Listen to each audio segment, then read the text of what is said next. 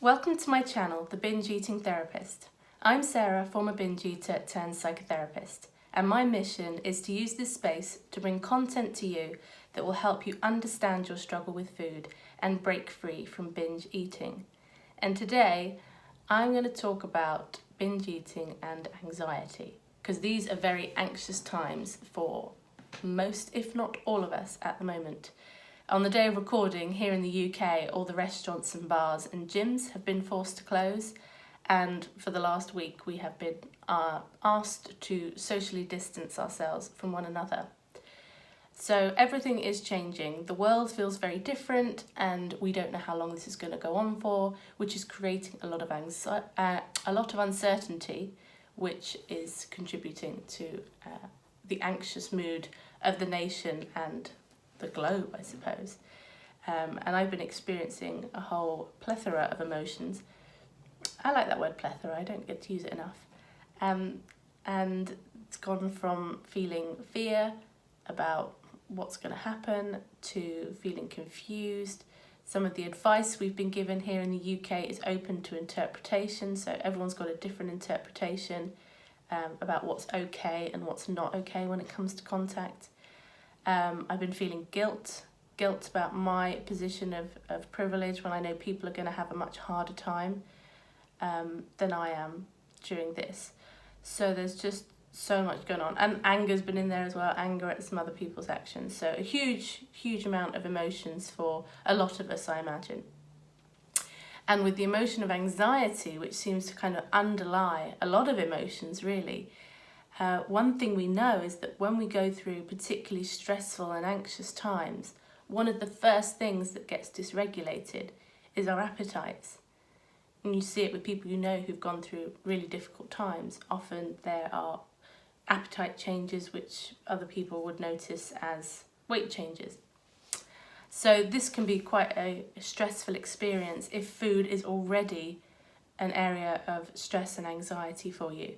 So I felt like it was a really important topic for this week to talk about, to think about, and hopefully share some ideas with you that will really help and support you at this time.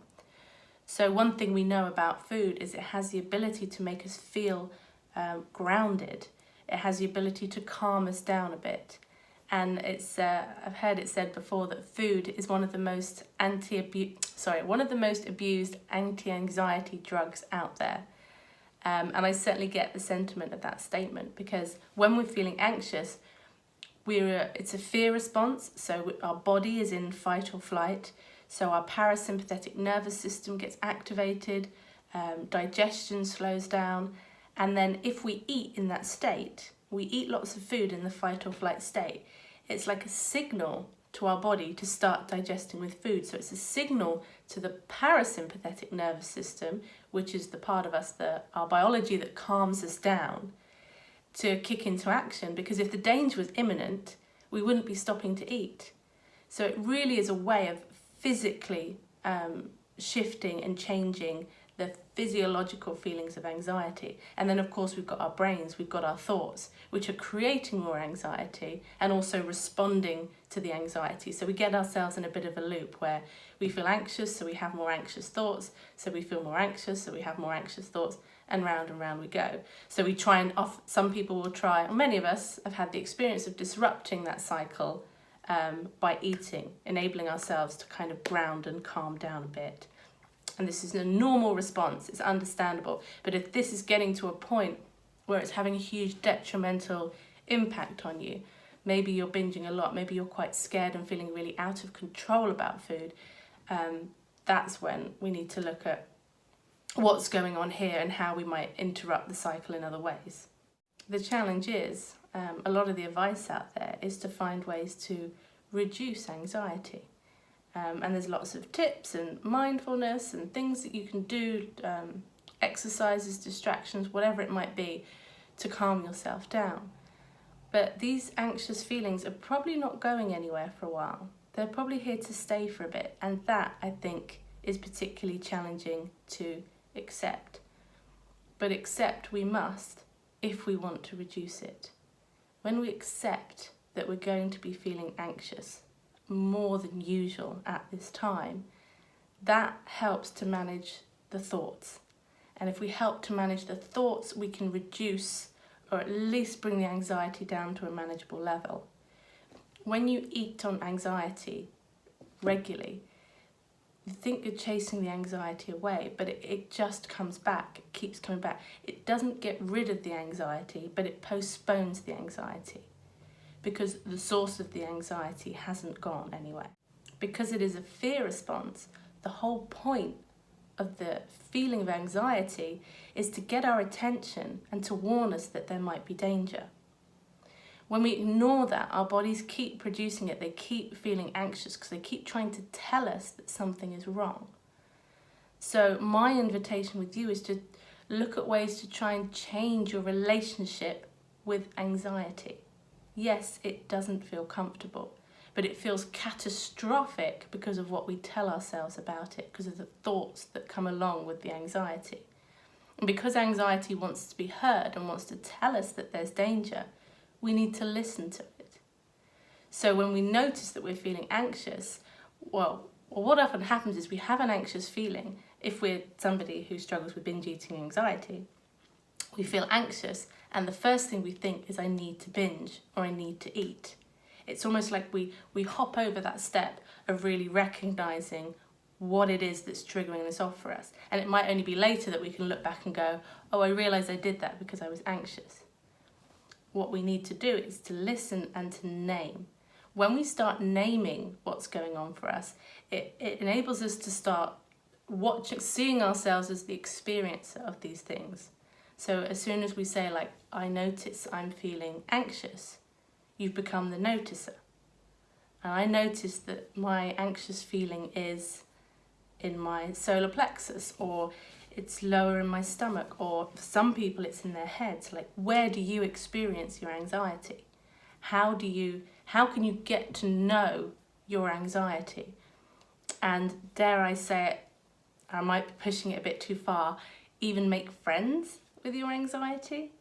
You know, anxiety tells us something is terribly wrong, and then we think we have to get rid of this feeling immediately, you know. And you have panic attacks and anxiety attacks, and of course that's a whole different level of anxiety. But this, when it comes to that feeling anxious and that reaching for food, we can interrupt that pattern by being willing to interact with our anxiety, because we just want to get rid of it. We feel it, and there's a sense of urgency that we have to change the way we feel. We have to get rid of it, because we think if we get rid of the anxiety, we've got rid of the danger. That's the lie that we tell ourselves. But the uncertainty, especially now, is still there.